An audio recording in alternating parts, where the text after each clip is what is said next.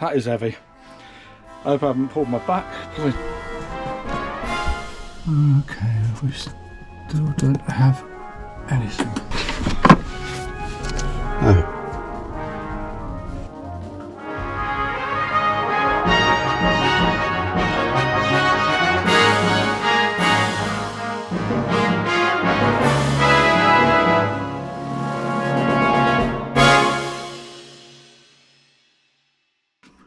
Good morning. It's a cold and frosty December morning. It's only about 3 degrees, so I've got the gas heating on in the background, which you'll hear some noise as I do the video because it was freezing in the van this morning.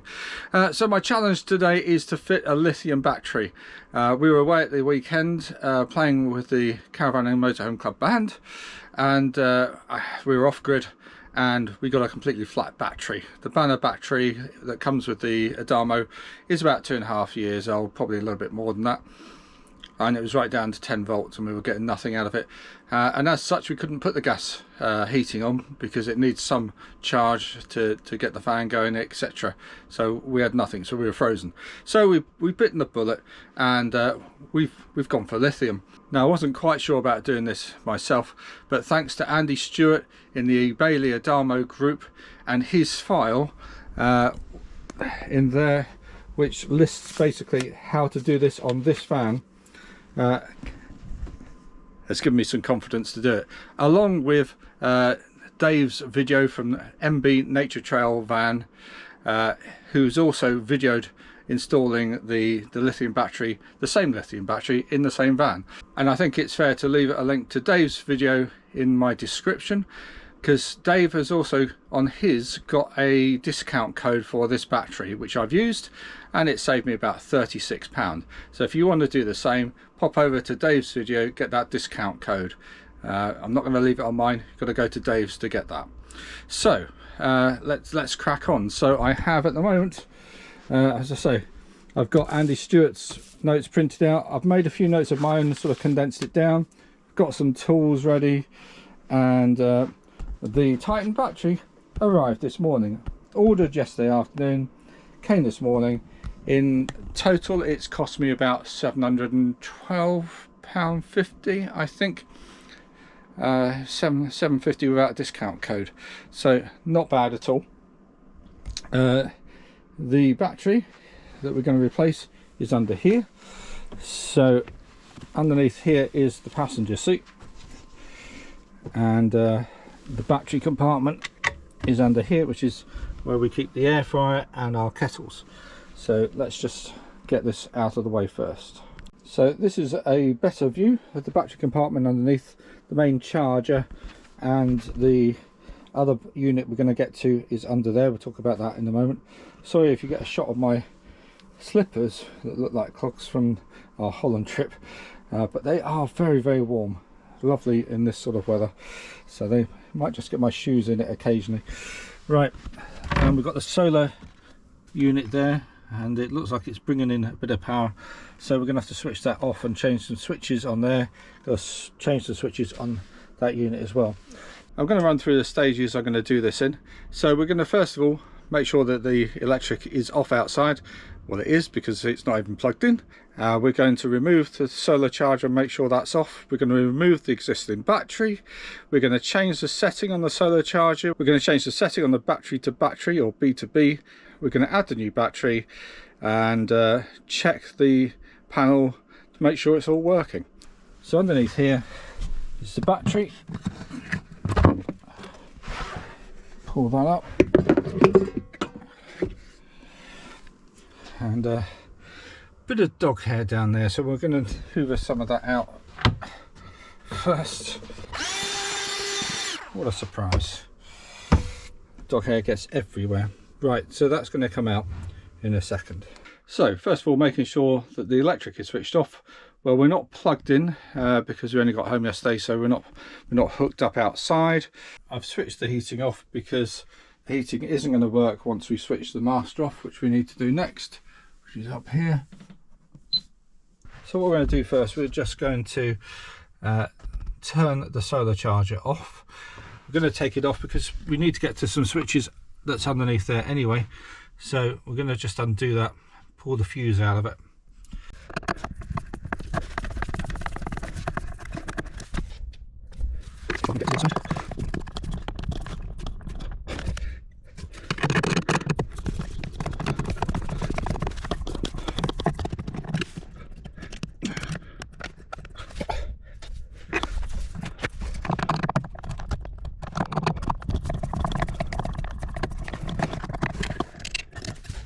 I have actually removed this unit before, or been down to these switches, because when we got the van it was incorrect anyway, so we had to change the switches to fit the battery that we've got.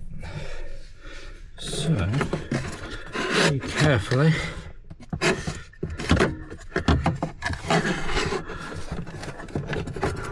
a little bit of spare wire. So these are the dip switches we need to get to. I'm just going to pull the fuse out.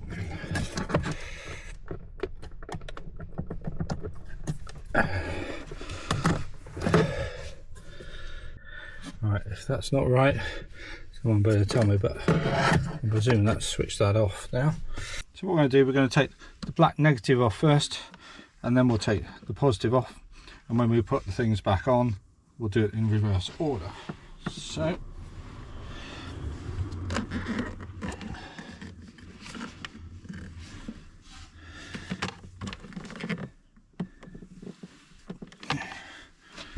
there we go.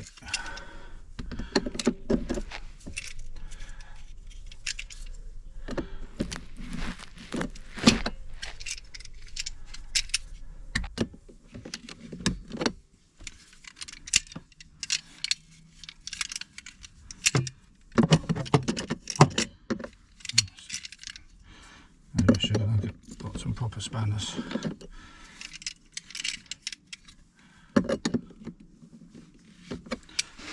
Right, I'm going to stop. I'm going to go and get some proper spanners.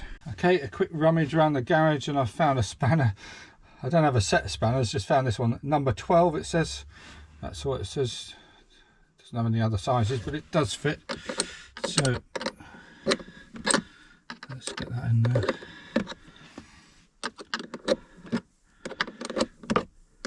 More grips work on the car. Right, off. Let's just make sure it doesn't pin back on.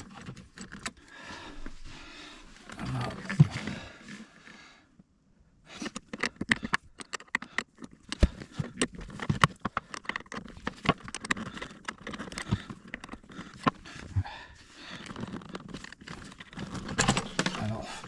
So battery is now disconnected.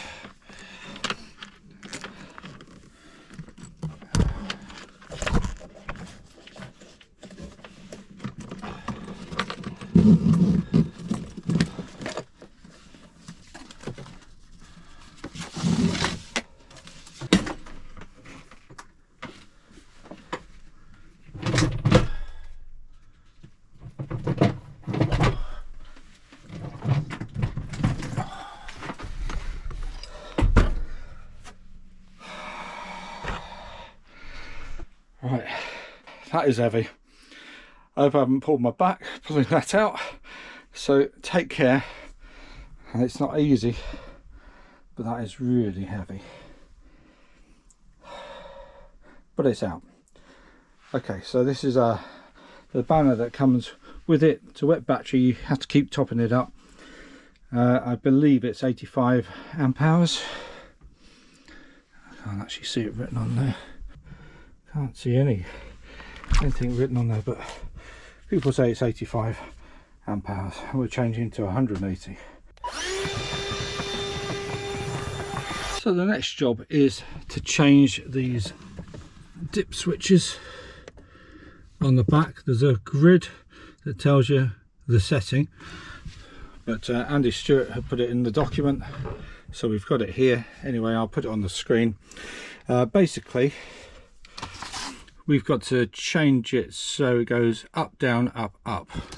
Right, so we've got the dip switches here, which are down, down, up, down at the moment, which is down, down, up, down was the lead acid setting. We're changing it to up, down, up, down, up, up, up, down, up, and that should be it. Next, I think is going to be the more challenging one, is getting to this B2B controller unit. I did have a look before I bought the battery that I could get to it. So this bit sort of joggle out of the way, and then that's what we've got to get to. So it looks pretty tricky. So we can undo it. It's going to be tricky to get those back in, or whether we just try to flip that switch across, but we can't see it at the moment. There's a sliding switch here. We need to move it across to the lithium, so it's not easy to see, and it's not going to be easy to see if we've done it unless we actually undo that and take it out. There's so many wires stuffed down here, it's really difficult. Obviously we've got to be really careful we don't pull things. I might have to try a different screwdriver. For some reason I keep in the cabinet by the bed this short stubby Phillips screwdriver, so hopefully that might help. Let's just, yeah, that fits well there. I can get to those. I get to the ones at the bottom.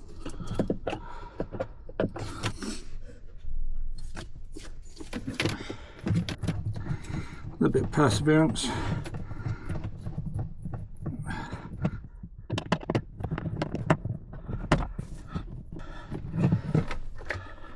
Yeah.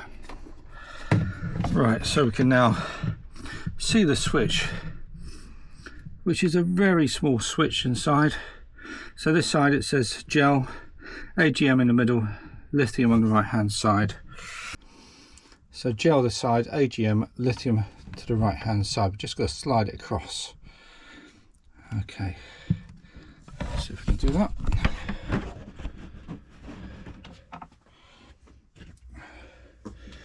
Did bring one of my very small screwdrivers.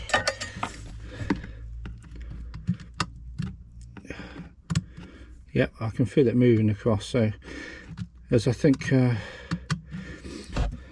either Dave or Andrew said, there's not much haptic feedback. You don't really feel it moving. There's a tiny bit. Fully to the left, and now fully to the right. I'm going to screw that completely back in until everything's working. So I might put the top two in and put reserve the effort for the bottom ones when we know it's all working. So leave that to the end. I've literally just cut open the top. I've not unpacked the battery yet, so I'm not quite sure what we're going to expect in as way as instructions or anything, or what other packaging there is. We'll just see that together. Let's move it down. So it is very well packed. There's a user manual. Nice quality, gotta say. Battery basics, battery installation, all sorts of things about charging, balance, and I believe there's an app you can have on your phone. So we'll read that in a second. Don't need to see my invoice. Oh. It's a nice key ring. Some sort of business cards to pass on to other people.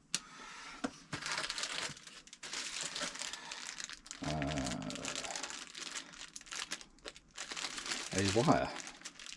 No idea what that is. Some sort of plug. Bolts. Okay. More packaging.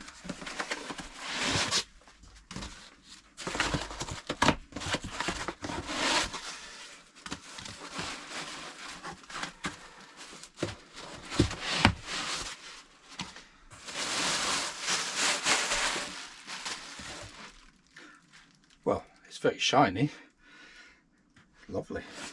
What a nice looking battery. I'll put it.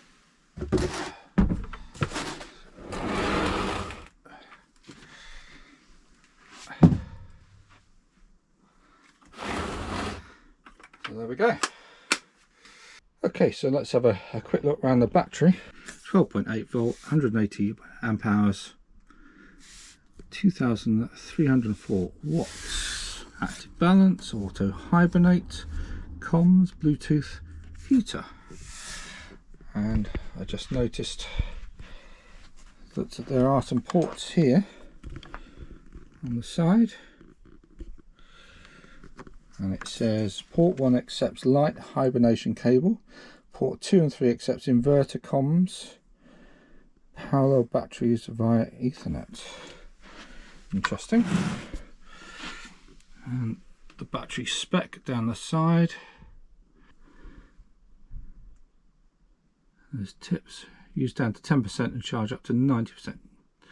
Now I do remember Dave saying on his video that it didn't work when he switched it on because of the hibernation. So I presume that's something to do with this light hibernation cable. So we have to switch that on. We will see. So it talks about being in hibernation, and it says that this is a hibernation cable that we can plug into one of those ports, or we can press the hibernation button. I remember Dave saying that his system didn't work until he pressed the hibernation button. I can't find the hibernation button, so I have just sent a message to Dave, who's actually typing back at the moment, just say, where is the hibernation button, or did you plug the cable in? Let's just see, he's typing at the moment. So thanks in advance, Dave, for your answer, whatever it is. It's coming up at the moment. So the long and the short of that, having spoken to Dave and sent him some pictures, our batteries are just slightly different. This is obviously a newer version. I've rung Titan, which is what Dave suggested I do, and they answered straight away. Very good service. And basically there is no button now on the battery. They've built it into the cable just to save them a lot of hassle. So just got to plug the cable in. So the hibernation cable goes in here. It fits into port 1, so you need to take that bit of plastic out from there, and it's just like a sort of foam computer wire that just clicks in, and then when we're ready, press the button. It's not quite as heavy as the one we took out, which is good. So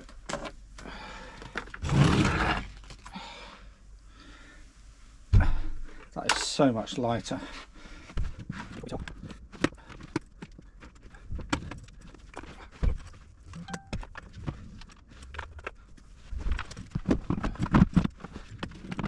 So I don't know if you saw that, because I was probably in the way and I didn't switch the other camera on.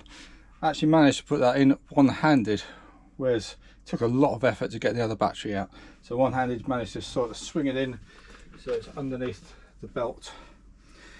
And now I've got to connect the red first and then the black. So let's see if we can do that.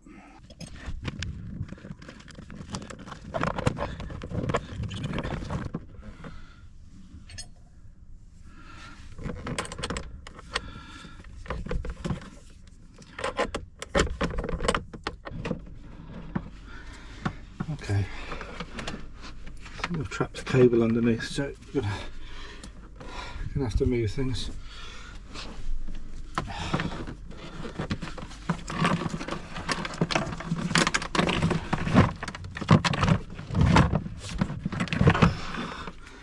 Nope, gonna have to take that out again. Okay. So budget strikes again. Whatever's good underneath it.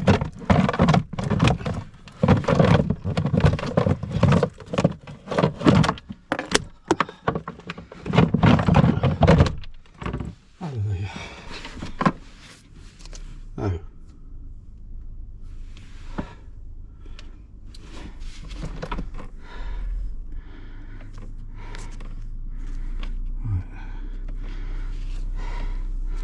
Okay, I seem to have pulled that off there.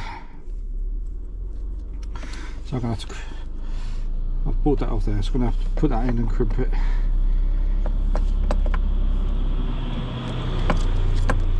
Come back in a minute. I knew I had my mole grips for some reason. That's now back in. Just needed to push it in, squeeze it tight together with the mole grips, so that's nice and tight. I think that must have been loose. That's my excuse. So let's do all that bit again. At least we've got all the cables in the right place now.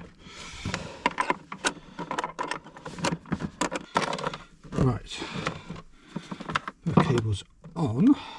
I'm going to put the fuse back into the solar. Obviously it's not going to change much because there's still no power, so theoretically it's a bit like pressing the ejector switch. If I do that,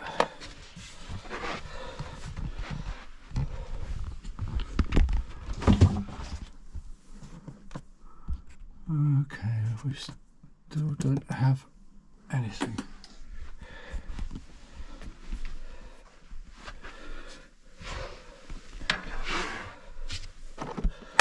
Did I knock the cable?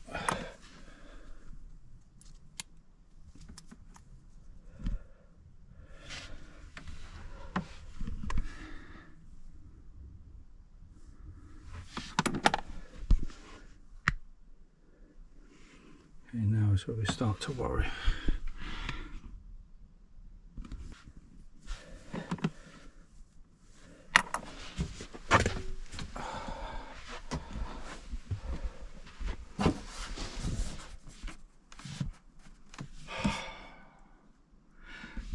Okay, at this point I'm going to turn off and have a think.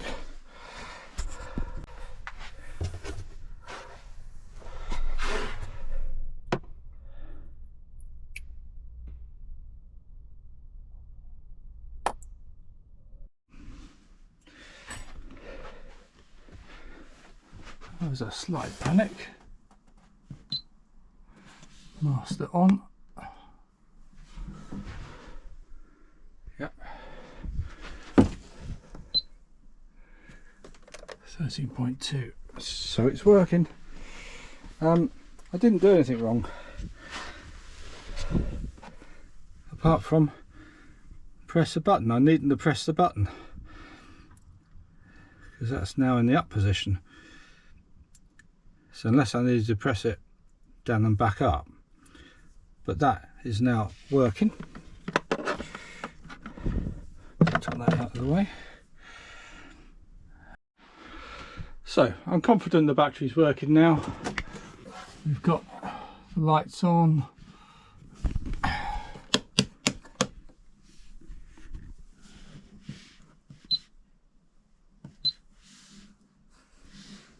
Okay, we don't have any lights on.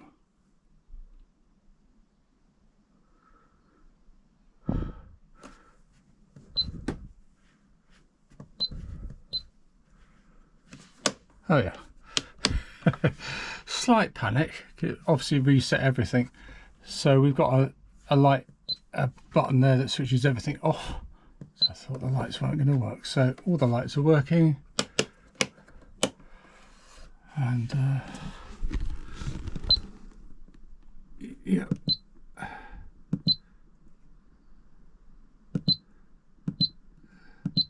so I'm confident now, that that's working. Got the table working, etc.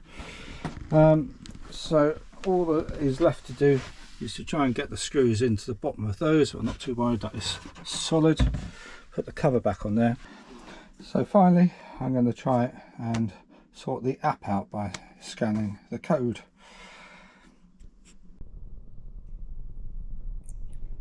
There we go.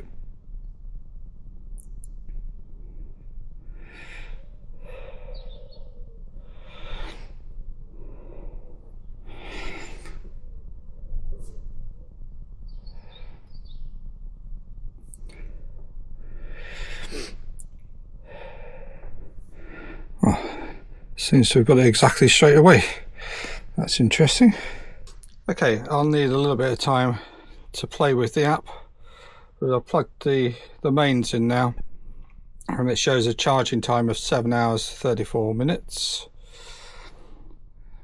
So it's certainly going in.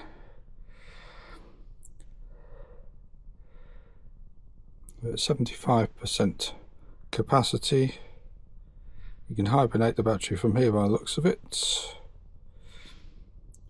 Not really sure what any of this means, but right, so we'll see how we get on with that as we go, but it's certainly working at the moment. So I'm happy that we've achieved that. The battery is now tucked away back in there, all nicely snug.